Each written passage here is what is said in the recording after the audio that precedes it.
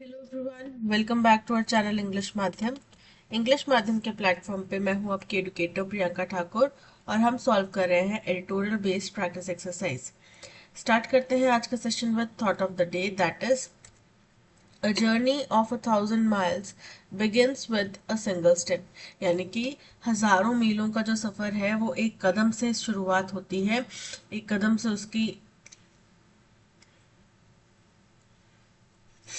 शुरुआत होती है। ठीक है, यानी कि ऐसा तो है नहीं कि आप किसी भी सफलता पर एकदम से पहुंच जाएंगे। आपको कहीं ना कहीं से शुरुआत करनी पड़ेगी। वो शुरुआत आज हो सकती है, एक छोटे से कदम से हो सकती है। ठीक है, तो आप फाइंड आउट करो कि आपको कहाँ से शुरुआत करनी है, क्या वो छोटा सा कदम होगा जिसके आप शुरुआत करना चाहेंगे और क्या सफलता आपको हासिल करनी है। ठीक है, चलिए स्टार्ट करते हैं reading comprehension and practice exercise for SSC CGL 2024। उससे पहले I would like to apologise कि आई हैव गॉट, मेरी एलर्जी ट्रिगर हो चुकी है, तो I am suffering with it. तो बीच बीच में अगर आपको कुछ प्रॉब्लम आती है सुनने में because of my nose and my cold, तो please I I am extremely sorry. I apologise from the bottom of my heart. पर मेरा पर्पसफुली ऐसा कोई इंटेंशन नहीं है। ठीक है, in upholding section 6A of the Citizenship Act, uphold करना मतलब बनाए रखना। सेक्शन ए है सिटीजनशिप एक्ट का, उसको बनाए रखने में a provision introduced in 1985 to give effect to the core feature of Assam Accord, जो एक प्रावधान 1985 में ऐड किया गया था। किस लिए? ताकि गिव इफेक्ट टू मतलब कि लागू करना। किस चीज को लागू करना? एक कोर, एक मुख्य सेंट्रल एक फीचर था, पहलू था किसका? असम अकॉर्ड का। The Supreme Court of India has helped preserve the existing legal regime for determining citizenship and identification of foreigners in Assam. तो सुप्रीम कोर्ट ऑफ इंडिया ने क्या किया है? प्रिजर्व करने में, संरक्षित करने में मदद करी है। क्या संरक्षित किया है? जो एग्जिस्टिंग अभी का हाल फिलहाल में मौजूदा जो एक लीगल रिजिम है मतलब शासन है, कानून है। किस चीज के लिए? फॉर डिटरमाइनिंग कर मतलब कि पहचानना।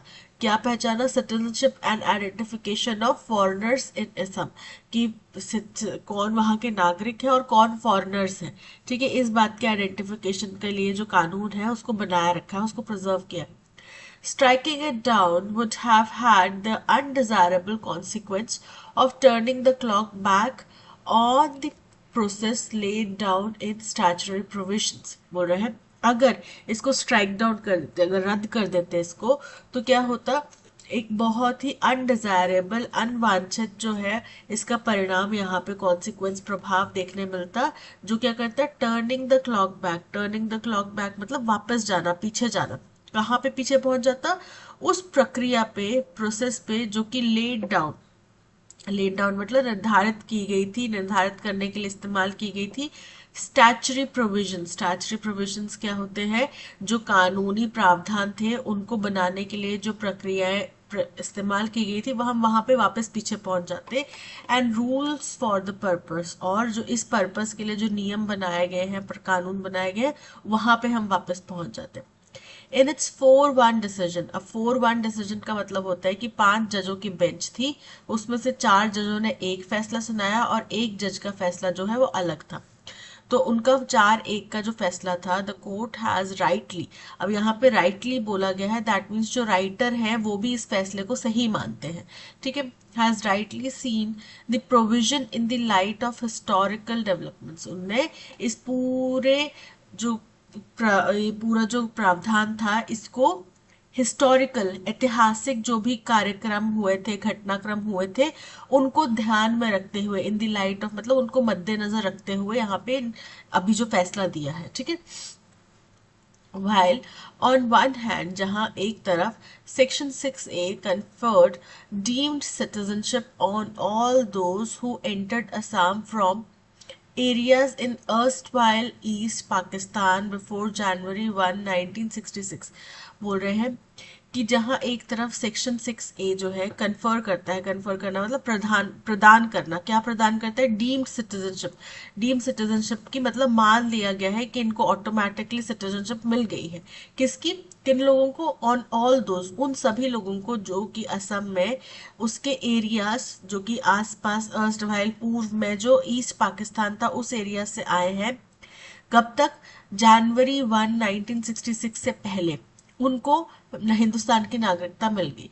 It created on the other hand, वहीं दूसरी तरफ इसने बनाया, क्या बनाया, a system of registration for those who immigrated from that day to March 25 1971, जो कि उन लोगों के लिए इसमें एक प्रावधान बनाया गया कि वो अपना पंजीकरण कराएं जो लोग उस दिन, किस दिन, 1 जनवरी 1966 से लेके 25 मार्च 1971 के बीच में पाकिस्तान से वहां पर आए हैं, असम में आए हैं, उनको पंजीकरण कराना पड़ेगा। और ये 25 मार्च का दिन क्यों है, the day Pakistan began operation searchlight, a military drive to suppress the Bengali nationalist movement. और ये वो दिन है, ये वो तारीख है जब पाकिस्तान ने ऑपरेशन सर्च लाइट करके एक ऑपरेशन अपना स्टार्ट किया था, जो कि एक मिलिट्री ऑपरेशन था, मिलिट्री अभियान था, जो बंगाली नेशनलिस्ट मूवमेंट है उसको सप्रेस करने के लिए, उसको दबाने के लिए। The latter category of people had to be ordinarily residing in Assam, जो बाद की कैटेगरी है, यानी कि 1 जनवरी 1966 से लेके 25 मार्च 1971 के जो बीच में जो लोग आए हैं उनको क्या होना चाहिए, असम में रिजाइड करते होना चाहिए, रहने वाले निवासी होना चाहिए, and declared to be a foreigner by a tribunal before they could apply for registration as citizens। और उनको एक ट्रिब्यूनल मतलब कि जो कोर्ट का प्रक्रिया होता है, कोर्ट का प्रावधान होता है ना, या जुडिशरी होता है, उनके द्वारा उनको फॉरेनर डिक्लेयर किया जाना चाहिए। कब से, इससे पहले कि वो रजिस्ट्रेशन के लिए अप्लाई करें तो उनको फॉरेनर डिक्लेयर किया होना चाहिए।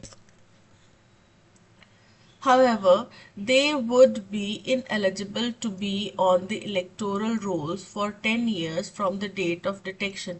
लेकिन फिर भी ये लोग क्या है, इलेक्टोरल रोल यानी कि मतदाता सूची जो है उससे बाहर रहेंगे, उसके लिए एलिजिबल नहीं होंगे 10 सालों तक, जब से उनको डिटेक्ट किया जाएगा, जब से उन्होंने अपना पंजीकरण वगैरह करवाया होगा, तब से लेके आने वाले 10 सालों तक वो मतदाता सूची में अपना नाम नहीं पाएंगे।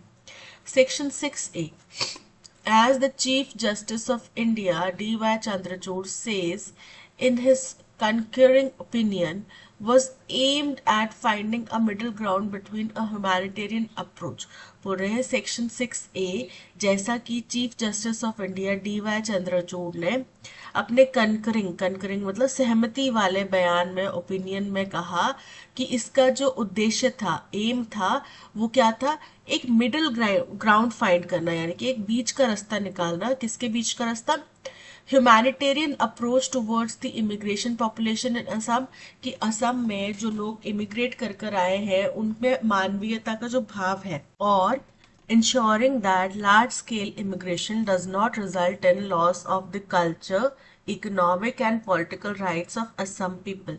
और ये सुनिश्चित करना कि बड़े पैमाने पे अगर लोग असम में इमिग्रेट होकर आते हैं तो उससे जो असम के जो नेटिव असमीज हैं, जो वहाँ के लोकल लोग हैं, उनके कल्चरल, इकोनॉमिक या पॉलिटिकल अधिकारों के ऊपर ज़्यादा फर्क ना पड़े या उनको उसकी हानि ना हो, ये सुनिश्चित करने के बीच में एक मध्य रेखा बनाने के लिए ये प्रावधान बनाया गया था, ऐसा D.Y. चंद्रचूड़ का कहना था, जिसमें बाकी जजेस ने भी सहमति जताई।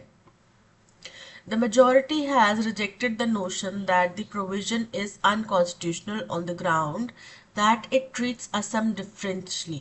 बोल रहे हैं कि अधिकतम किसने, जो जजेस की बेंच थी, उन्होंने इस बात को खारिज कर दिया, इस विचार को खारिज कर दिया कि ये जो प्रोविजन है 6A का, ये असंवैधानिक है। और किस तर्क पर, किस ग्राउंड पे, किस बेसिस पे कहा गया था कि ये असंवैधानिक है, ये कहा गया था कि यहाँ पे असम को डिफरेंशियली ट्रीट किया जाता है, यानी कि अलग रखा जाता है बाकी state.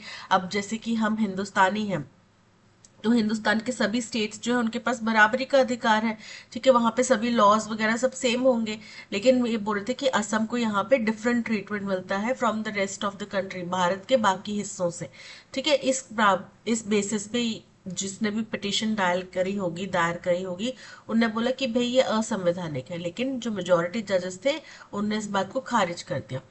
It has noted that the citizenship provisions in the Constitution refer to citizenship at the commencement of the Constitution. बोल रहे हैं इन्होंने पाया कि जो सिटीजनशिप प्रावधान इसमें डाला गया है कॉन्स्टिट्यूशन में, रेफर टू, वो किस, उसका अर्थ क्या है, citizenship at the commencement of constitution, यानी कि कमेंसमेंट मतलब किसी चीज के प्रारंभ की बात की जा रही है. और किसके प्रारंभ की, कॉन्स्टिट्यूशन के प्रारंभ में, कॉन्स्टिट्यूशन के जब लागू किया गया था आरंभ में, उस समय पे जो सिटीजनशिप है उसकी बात की जा रही है. And Parliament was not deprived of the power to introduce provisions on citizenship for a different category. और जो पार्लियामेंट है उसको किसी भी तरीके से वंचित नहीं रखा गया कि उसके पास में पावर है कि वो इंट्रोड्यूस कर सके, लागू कर सके या ला सके, क्या ला सके, प्रावधान ला सके सिटीजनशिप के ऊपर different category of people from different date, अलग अलग डेट से अलग अलग कैटेगरी ऑफ लोगों के ऊपर अलग अलग प्रावधान वो ला सके. In his main opinion speaking for himself and two other जजेस, अपने मुख्य ओपिनियन में, मुख्य विचार में और खुद के और दो और जजेस के बारे में कहते हुए, justice Suryakant has acknowledge the petitioners demographic anxiety, उन्होंने जो पिटिशनर यानी कि याचिका करता है उसकी जो डेमोग्राफिक एंजाइटी है, डेमोग्राफिक एंजाइटी क्या होता है, इस बात का डर कि गलत लोगों की जनसंख्या जो है वो बढ़ रही है और सही लोगों की जनसंख्या वो बढ़ नहीं रही है, या फिर वो कम होती जा रही है, यानी कि गलत लोग जो है वो मेजोरिटी में आ जाएंगे और सही लोग जो है वो माइनॉरिटी में चले जाएंगे. ये जो डर है इसको स्वीकारा, उन्होंने माना कि ठीक है आपको ये डर है, हम एक्सेप्ट करते हैं, but did not believe that the idea of fraternity in the constitution was threatened by mere change in demography. लेकिन उन्होंने इस बात को मानने से इनकार कर दिया कि जो फ्रेटर्निटी मतलब होता है भाईचारा, ब्रदरहुड का जो विचार हमारे कॉन्स्टिट्यूशन में, ब्रदरहुड की जो आइडिया हमारे कॉन्स्टिट्यूशन में, हमारे संविधान में बताया गया है, वो केवल डेमोग्राफी के चेंज होने से खतरे में आ जाएगा. इस बात को मानने से उन्हें अस्वीकार कर दिया. ठीक है. It is not misplaced fear when he says accepting the argument that demographic change could lead to an erosion of the cultural rights of a section of society. बोल रहे हैं अब अगर वो ये बात बोलते, इस बात को एक्सेप्ट करते हैं कि एक आर्गुमेंट दिया जा रहा था कि अगर डेमोग्राफिक चेंज होता है, बदलाव आता है, तो जो कल्चरल राइट्स हैं, अधिकार हैं समाज के एक तबके के, वो इरोड हो सकते हैं. इरोजन होना मतलब उनका खत्म हो जाना या उनका कम हो जाना, वो हो सकता है. इस आर्ग्यूमेंट्स को जब उनने एक्सेप्ट करा तो इसमें कोई भी मिसप्लेस्ड फियर यानी कि गलत बात का डर नहीं बैठाया जा रहा था. may open floodgates for similar challenges to undermine interstate migration in the guise of protecting indigenous culture. क्योंकि अगर वो इस बात को मान लेते हैं तो इससे क्या होगा, देखो अभी तो ये हम बात कर रहे हैं कि पाकिस्तान से या ईस्ट पाकिस्तान से जो लोग आए थे उनके बारे में, लेकिन ऐसे केसेस की फिर झड़ी लग जाएगी जहां पे इंटरस्टेट माइग्रेशन के अगेंस्ट में भी लोग बोलने लग जाएंगे कि भाई हमारे कल्चर को नुकसान पहुंच रहा है, हम जो इंडिजिनस लोग हैं, यहाँ के नेटिव्स हैं, ओरिजिनल नेटिव्स हैं, हमारे जो कल्चर है, हमारे जो थॉट्स हैं, उनको यहाँ पे खतरा पहुंच रहा है. तो इस तरह के ओपन द फ्लड गेट्स मतलब झड़ी लग जाना, ऐसे चैलेंजेस जो कि इंटरस्टेट माइग्रेशन को अंडरमाइन करेंगे, ये कहते हुए कि भाई हम जो इंडिजिनस लोग हैं उनके कल्चर को प्रोटेक्ट करें. At a time when the exercise to finalize a national register for citizens of Assam is in limbo, बोल रहे एक ऐसे समय में जब एक हम जो नेशनल रजिस्टर ऑफ सिटीजन्स बना रहे हैं असम के लिए, वो क्या है, इन लिम्बो मतलब अनिश्चितता में फंसा हुआ है. 19 lakh people have been identified as non citizens, उसमें से 19 लाख लोग जो हैं वो नॉन सिटीजन्स माने गए हैं, पाए गए हैं. But there have been no further developments, लेकिन उसके आगे कोई भी आगे डेवलपमेंट नहीं हुआ, आगे कोई भी कार्रवाई नहीं हुई. Any decision in validating section 6A would have created fresh complications. और अगर सुप्रीम कोर्ट का जो फैसला है वो सेक्शन 6A को इनवैलिडेट करता, उसको रद्द मान देता, तो इससे और ज्यादा जटिलताएं बढ़ ही जानी थी. ठीक है. तो बेसिकली हुआ क्या है, हमारा जो संविधान है उसमें एक सेक्शन 6A है, उसको बरकरार रखा गया है सुप्रीम कोर्ट द्वारा. उसके अगेंस्ट में जो बोल रहे थे वो ये बोल रहे थे कि भाई ये जो सेक्शन है ये हमारे संविधान के अगेंस्ट में है, उसके विरुद्ध है, और इससे हमारे संविधान को खतरा पहुंचता है. ठीक है, ये कहा गया था. जबकि सुप्रीम कोर्ट ने इस बात को बिल्कुल खारिज कर दिया और उस प्रावधान को बनाए रखा. Which of the following best represents the dual focus of section 6A of citizenship act as upheld by the supreme court of India. तो उन्होंने बोला ना कि दो वजह हैं, दो चीजें हैं, कि एक तो पहले वो उनके राइट्स को जो है प्रोटेक्ट, क्या बोलते हैं, जो इमिग्रेंट्स हैं उनको सिटीजनशिप ऑफर करता है, और दूसरा चीज की जो एक बैलेंसिंग एक्ट है इमिग्रेशंस के बीच में, उनके बारे प्रति मानवीयता के बीच में और असम के कल्चर के प्रिजर्वेशन के बीच में, उसमें एक बैलेंस बनाने की कार्रवाई करता है. कौन? ये जो प्रावधान है वो. ठीक है, तो ये उन्होंने कहा. चलिए देखते हैं. Ensuring migrants right to vote immediately and preserving Assam's cultural heritage. अब देखो यहाँ पे हमने पढ़ा था कि अगर किसी को ये अधिकार मिलता भी है, कोई पंजीकृत भी कराता है, तो पंजीकरण से, रजिस्ट्रेशन से 10 साल तक उसको वोटर लिस्ट में उसका नाम नहीं होगा.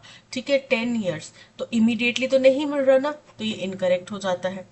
Offering citizenship to immigrants and balancing humanitarian concerns with Assam's cultural preservation. बिल्कुल करेक्ट है. Promoting open immigration from East Pakistan and preventing any political unrest. अब देखो यहाँ पे अब हम वहां से लोगों को इमिग्रेट करने के लिए नहीं फोर्स कर रहे या प्रमोट कर रहे, अब नहीं हम बोल रहे, क्योंकि अब कोई ईस्ट पाकिस्तान है नहीं. ठीक है, अब क्या है, या तो बांग्लादेश है या पाकिस्तान है. राइट, ये उस समय की बात है. उस समय में कहा गया था जब बंटवारा हुआ था, और उसके बाद में जब पाकिस्तान ने कुछ दुराचार किया था बंगालीज के ऊपर, पाकिस्तानी बंगालीज के ऊपर, उस टाइम की बात है ये. तो अब तो प्रमोट नहीं किया जा रहा, ये भी इनकरेक्ट हो गया. Allowing all immigrants from 1971 onwards to gain immediate citizenship and electoral rights. अब देखो, चाहे 1971 के बाद के हों, चाहे 1966 के बाद के हों, ठीक है, उनको इमीडिएट इलेक्टोरल अधिकार नहीं मिलेंगे और सिटीजनशिप भी इमीडिएटली नहीं मिलेगी. ठीक है, तो ये भी इनकरेक्ट हो जाता है, यानी कि option B, offering citizenship to immigrants and balancing humanitarian concerns with Assam's cultural preservation is correct. What is the cutoff date set by Section 6A of the Citizenship Act for immigrants from erstwhile East Pakistan to be eligible for deemed citizenship without registration? अब बिना registration के लिए तो कौन सी date थी? 1 जनवरी 1966. और registration करवा के 10 साल का टाइम लेके कौन सी डेट थी? 25 मार्च 1971. ठीक है, यानी कि जनवरी 1, 1966. Option A is correct. What is the tone of the passage? तो पैसेज में कुछ ऑप्टिमिस्टिक दिख रहा है? नहीं ना. कॉशनरी, सावधान, सचेत होने के लिए भी नहीं कहा गया. एक न्यूट्रल और एनालिटिकल अप्रोच रही कि भाई अभी क्या घटनाक्रम हुआ, कब से ये स्टार्ट हुआ, क्या उस समय की अप्रोच थी, अब क्या ओपिनियन है, ये सारी चीजें बताई गई. ठीक है, कोई इसमें राइटर का, हाँ उन्होंने एक फैसले को जरूर बोला कि हाँ राइटियसली, मतलब कि वो सही मानते हैं इस फैसले को, लेकिन बाकी उन्होंने पूरा ये फैसला जो भी आया है इसमें क्या क्या तर्क दिए गए, क्या क्या वितर्क दिए गए, इनके बारे में चर्चा हुई. So option C, neutral and analytical is correct. Aggressive नहीं लगा ये पैसेज कहीं से भी. ठीक है, आक्रामक नहीं था. So option C is correct. Why did Supreme Court reject the argument that Section 6A of Citizenship Act treats Assam differently from the rest of the country? Supreme Court ने इस तर्क को क्यों खारिज कर दिया कि असम को अलग तरीके से, देश के बाकी हिस्सों से थोड़ा अलग तरीके से ट्रीट किया जाता है? Because the court believed demographic anxiety was unfounded. क्योंकि कोर्ट ने स्वीकार किया कि कोई डेमोग्राफिक एंजाइटी वहां पे नहीं थी, तो कोर्ट ने माना कि हाँ आपका डर वाजिब है, आपको इस बात का डर हो सकता है, ये स्वीकार किया है कोर्ट ने, तो इनकरेक्ट है. because the constitution allows parliament to introduce special provisions for different regions and groups। क्योंकि संविधान में हमारे पास अधिकार है कि हम अलग अलग एरियाज को लेके अलग अलग कुछ नियम बना सकते हैं, जिसी के तहत जम्मू कश्मीर का जो आर्टिकल था वो लगा हुआ था, जिसी के तहत हिमाचल प्रदेश में एक अलग से प्रोविजन लगा हुआ है कि वहां पे जो बाहर के लोग हैं वो जमीन नहीं खरीद सकते। ठीक है, ऐसे कई सारे और अलग अलग जगहें हैं जहाँ पे अलग अलग तरीके के प्रावधान है। तो ये संविधान में अधिकार है संसद के पास में। सो ऑप्शन बी इसका। Because the constitution does not mention any state specific provisions, incorrect है। Because Assam has already resolved its citizenship issues, incorrect है। What concern did Justice Suryakant mention regarding accepting demographic change arguments?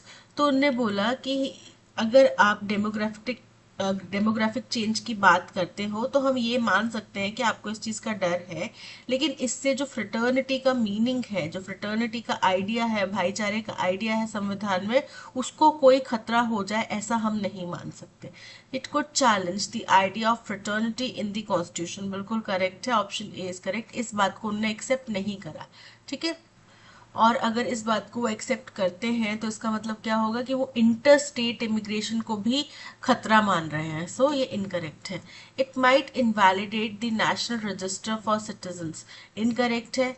It would create new cultural rights for migrants, तो migrants के लिए कोई नए cultural rights यहाँ पे खड़े करने की तो बात नहीं की जा रही, राइट। तो ये इनकरेक्ट है। It would strengthen the case for uniform citizenship laws across India, incorrect है।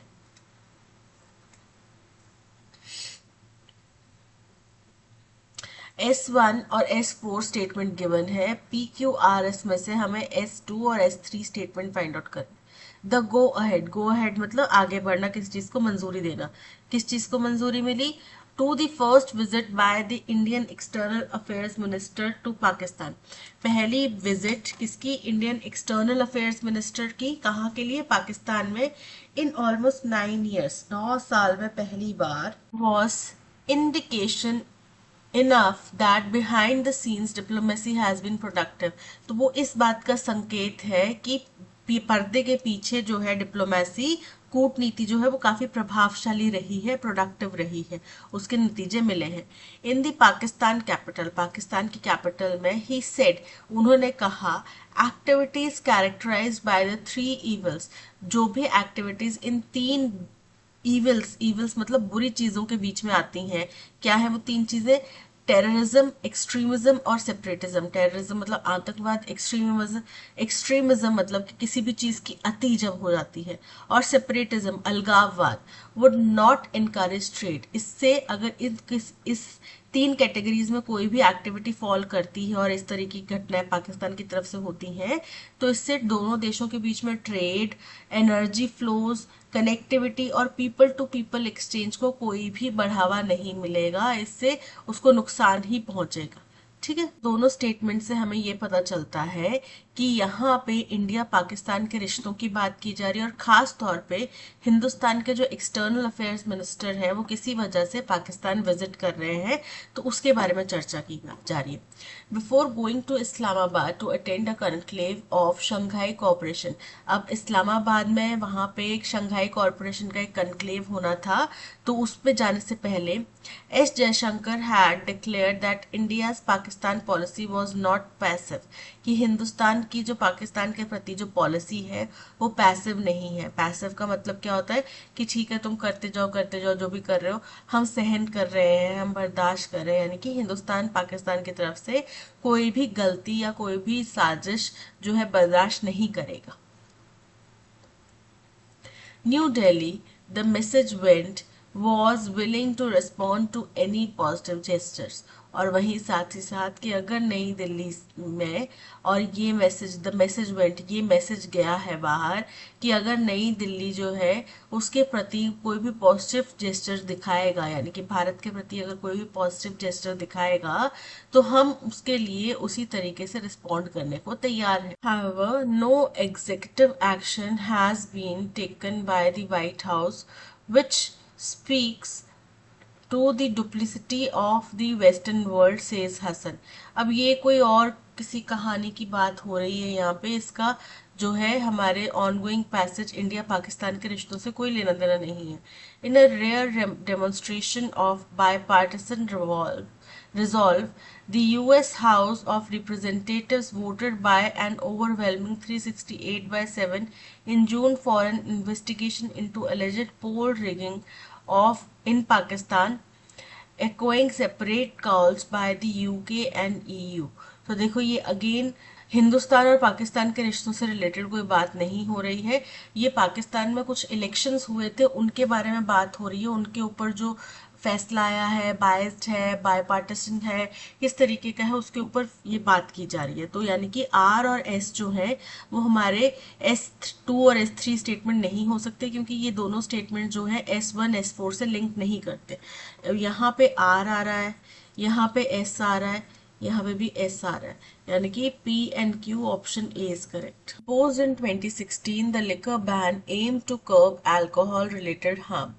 पुरन 2016 में लागू जो किया गया, क्या लागू किया गया, लिकर बैन, शराब के ऊपर, मदरा के ऊपर जो बैन लगाया गया, उसका उद्देश्य था कि अल्कोहल से जुड़े हुए नुकसान जो है उनको रोका जाए।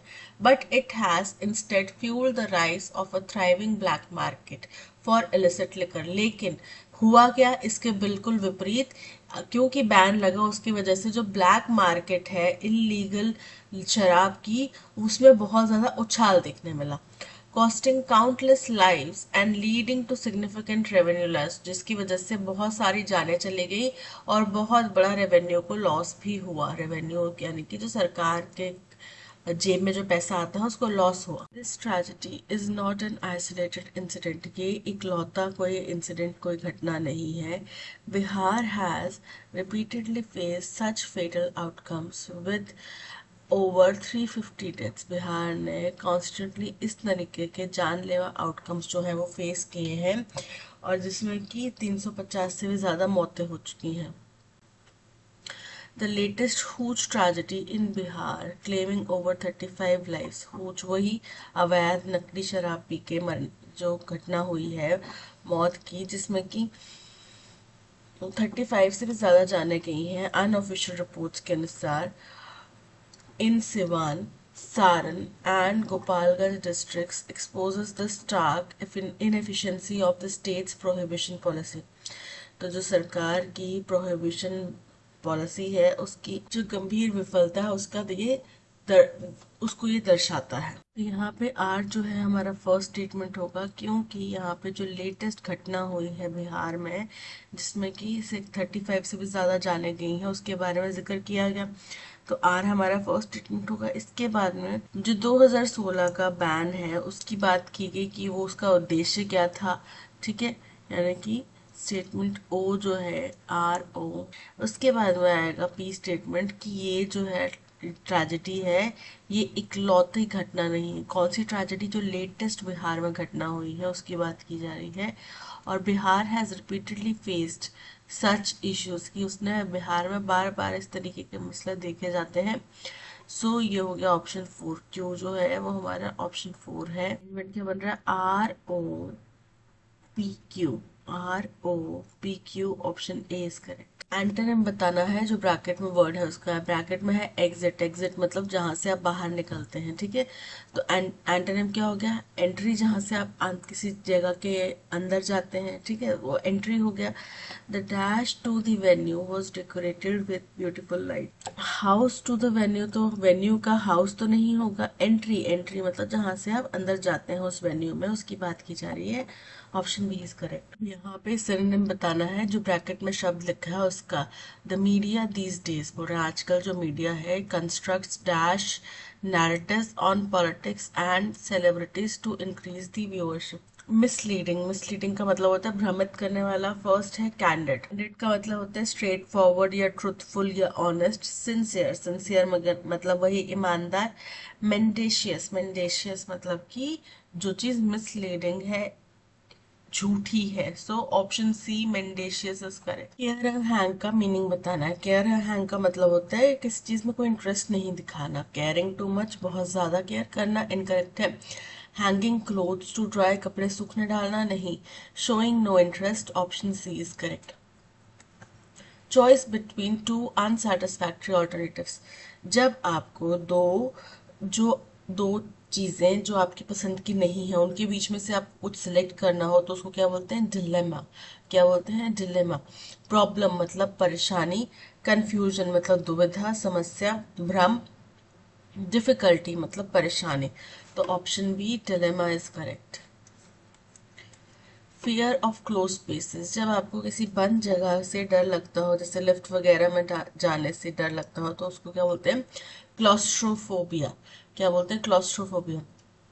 फोटोफोबिया. फोटोफोबिया मतलब फोटो नाम से क्या पता चल रहा है? अब कुछ बोलेंगे कि जो फोटो खिंचवाने से डरते हो. नहीं, फोटो खिंचवाने से नहीं. फोटोसिंथेसिस मतलब लाइट. तो फोटो मतलब लाइट से जिनको अगर डर लगता हो, रोशनी से जिनको डर लगता हो या नहीं सहन कर सकते हो, वो क्या? फोटोफोबिया. Agro agoraphobia. एगोराफोबिया का मतलब होता है खुले मैदान में या भीड़ भाड़ वाली जगहों में डर लगना. और ऑप्टोफोबिया. ऑप्टोफोबिया मतलब कि एक आंख खोलने का भय. तो यहाँ पे हम क्लॉस्ट्रोफोबिया बी की बात कर रहे हैं. The transistors are used as the main dash which are built into computer chips. तो मुख्य किसी चीज के मुख्य अंग की या मुख्य पार्ट्स की बात की जा रही है. ठीक है, जब मेन पार्ट्स होते हैं किसी चीज के पार्ट्स की बात की जाती है तो उनको क्या बोला जाता है? कंपोनेंट्स. तो कंपोनेंट्स के स्पेलिंग क्या होते हैं? COMPONENTS. Components. COMPONENTS. Option B is correct. To tell others secret information only for enjoyment is not a good practice. कि दूसरों को कुछ सीक्रेट इन्फॉर्मेशन बताना केवल enjoyment के पर्पज से ये अच्छी बात नहीं है. ठीक है, तो जब आप सीक्रेट इन्फॉर्मेशन दूसरे को बता रहे हैं तो आप क्या करें? Spill the beans. Spill the words incorrect. Spill the cat incorrect. Spill the beans. Option C is correct. Incorrectly spelled word हमें बताना है. फर्स्ट है वोलप्टस. वोलप्टस का मतलब होता है कि बहुत ज़्यादा लग्जरी या फिर सेंसुअल प्लेजर से जुड़ा हुआ. वोमिटस. वोमिटस बेसिकली वॉमिटिंग या वॉमिटिंग में जो हम निकालते हैं जो चीज़ होती है वो उसको बोला जाता है. वर्मिनस. वर्मिनस का मतलब होता है कि वो लोग जो परेशानी कॉज करते हैं, ऐसा माना जाता है कि ये लोग परेशानी कॉज करते हैं, या फिर वो एनिमल्स जो फसलों को खराब करते हैं उनको बोलते हैं वर्मिनस. और वेरीफाइबिलिटी. वेरीफाइबिलिटी मतलब जिसको स्पष्ट किया जा सके. ठीक है, तो वेरीफाइएबल क्या स्पेलिंग होते हैं? वेरीफाई. FIABILITY. ठीक है, तो वेरीफाइबिलिटी की स्पेलिंग इनकरेक्ट है. Option D is correct. They could always stay in और गो फॉर अ वॉक. जब ऑलवेज आ रहा है तो ऑलवेज के साथ में और का ऑप्शन तो नहीं आएगा, क्योंकि ऑलवेज का मतलब है हमेशा. ठीक है, तो जब और आ रहा है तो या तो आइदर के साथ में और होता है, नाइदर के साथ में नॉर होता है. ठीक है, तो यहाँ पे क्या आएगा? या तो वो अंदर रह सकते हैं या फिर वो वॉक पे जा सकते हैं. Either go for a walk और स्टे इन. ठीक है, so option A is correct. Solomon's reputation as an accountant is taintless. टेंटलेस मतलब उसमें कोई गलतियां नहीं है, उसमें कोई दुविधा या शंका या फिर डाउट नहीं है. फर्स्ट है डबियस. डबियस मतलब सस्पिशियस है. सस्पिशियस तो नहीं है. इनकंसिस्टेंस. इनकंसिस्टेंट मतलब होता है कि वो सही नहीं है, यानी कि वो हमेशा एक जैसी नहीं है. ठीक है, हमेशा एक स्थिर नहीं रहती. फॉल्टलेस. फॉल्टलेस मतलब बिना किसी गलतियों के है. और फ्लॉड. फ्लॉड मतलब गलतियों से भरी हुई है. तो फॉल्टलेस है, टेंटलेस है. Option C is correct. Supermarket is open from 10 AM still 10 PM. Still का मतलब होता है कि अभी भी, लेकिन अभी भी नहीं है, आप एक टाइम फ्रेम बता रहे हो. आप 10 बजे से लेके इतने बजे तक वो खुली होती है, ये बताना चाह रहे हो. तो वो सुबह 10 बजे से टिल 10 PM आएगा, ना कि स्टिल. ठीक है, तो यहाँ पे एरर है. स्टिल 10 PM की बजाय टिल 10 PM आएगा. Option D is correct. My sister Juliet got married as her was 23. जब वो 23 साल की थी तब उसकी शादी हुई है. माई sister Juliet got married when she was 23. as her नहीं when she was आएगा, so ऑप्शन ए में एरर है. Myra has the ability for mathematics. अब किसी को मैथ्स पसंद है तो आप क्या बोलेंगे, उसका मैथ्स में इंटरेस्ट है तो क्या बोलेंगे, she has an aptitude for maths, ना कि एबिलिटी. एबिलिटी होती है क्षमता. तो किसी की मैथ्स में क्षमता है नहीं है वो हम कैसे डिसाइड करेंगे, जब उसको मैथ्स में इंटरेस्ट होगा या नहीं होगा उस बात से, राइट. तो यहाँ पे क्या आएगा, फर्स्ट है एस्ट्यूट.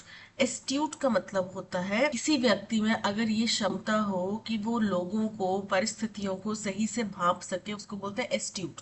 ठीक है.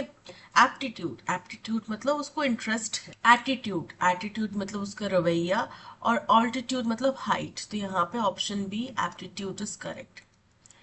As a result of COVID-19, the quick dash to digital training has exposed the hazards of students in disengagement. बोल रहे हैं कोविड 19 के परिणाम स्वरूप जो क्विक तुरंत प्रभाव से डैश हुआ है डिजिटल ट्रेनिंग की तरफ. तो ट्रांजिशन यानी कि बदलाव हुआ है उसकी बात कर रहे हैं, क्योंकि पहले सब कुछ ऑफलाइन मोड में चलता था, अब सब कुछ ऑनलाइन चलता है, राइट. तो वो जो बदलाव आया है उसने स्टूडेंट के डिसएंगेजमेंट का जो खतरा है उसको जाहिर कर दिया है, एक्सपोज कर दिया है. And the resulting consequences of lower student performance across dash courses, across different courses हो सकता है, multiple courses हो सकता है, various courses हो सकता है, कि जो रिजल्ट आ रहे हैं बच्चों की खराब परफॉर्मेंसेस हो रही है उसके जो परिणाम हमें देखने मिल रहे हैं इसके वजह से. The latest dash has altered the education of millions of people around the world. तो जो लेटेस्ट ये जो पेंडेमिक था या फिर जो लेटेस्ट घटनाक्रम था उसने क्या किया है, दुनिया भर में करोड़ों की संख्या में लोगों का जो एजुकेशन है उसको प्रभावित किया है. अब इसमें केवल एजुकेशन प्रभावित नहीं हुआ, एजुकेशन का तरीका प्रभावित हुआ है, क्योंकि हर एक चीज प्रभावित हुआ है. New approaches and improvements in the school system are urgently required. तो नए नए तरीके, नए नए इम्प्रूवमेंट्स जो है स्कूल सिस्टम में उनकी भी जरूरत है immediately. Considering the increasing digital divide.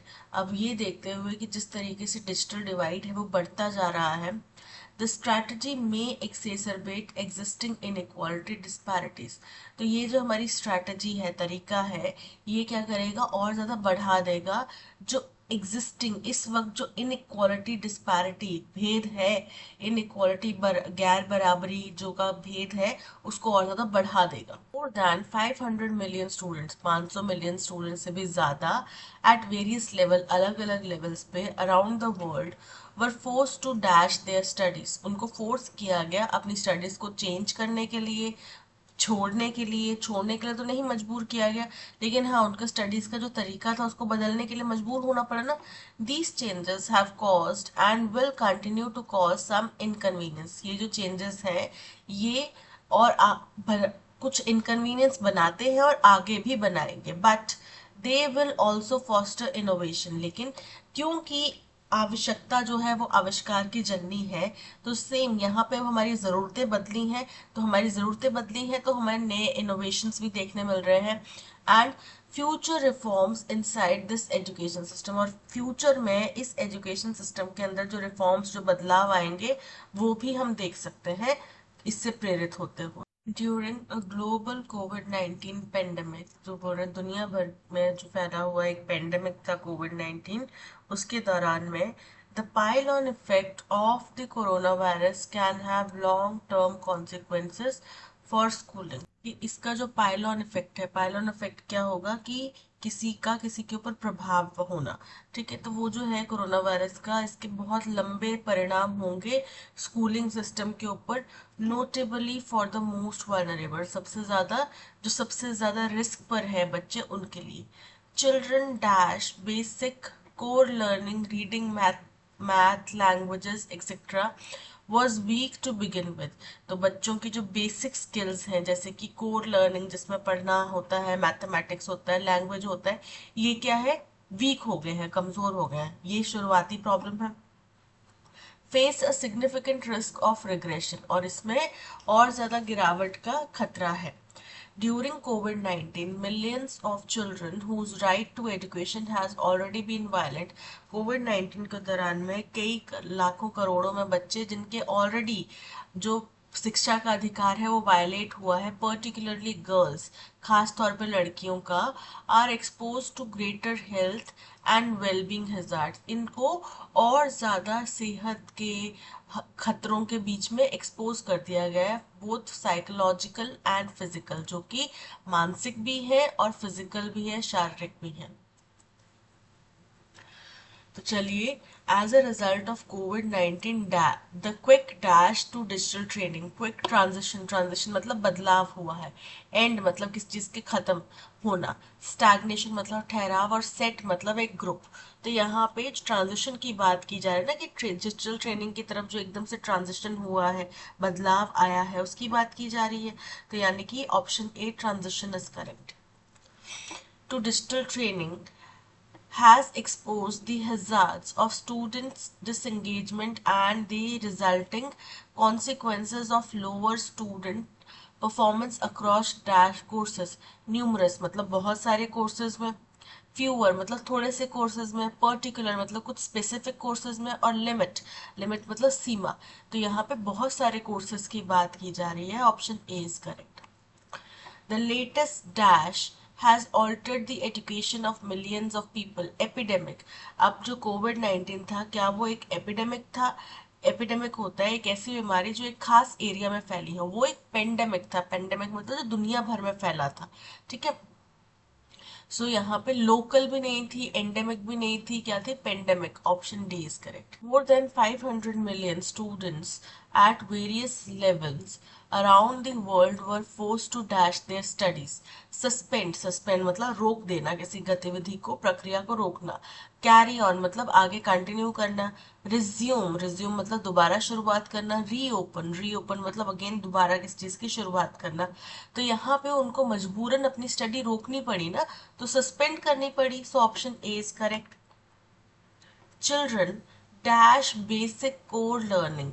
तो हूँ मतलब यहाँ पे व्यक्तिगत बात की जा रही है, लेकिन क्योंकि बच्चे हैं जिनकी बेसिक लर्निंग की बात की जा रही है, तो हुज आएगा, हुम नहीं आएगा। Option B is correct. That's all, आज के सेशन में इतना ही। Thank you so much for watching. अगर आपको कंटेंट पसंद आया हो तो लाइक, शेयर और सब्सक्राइब जरूर कीजिएगा। मिलते हैं नेक्स्ट सेशन में। Till then keep learning and keep practising. Bye bye.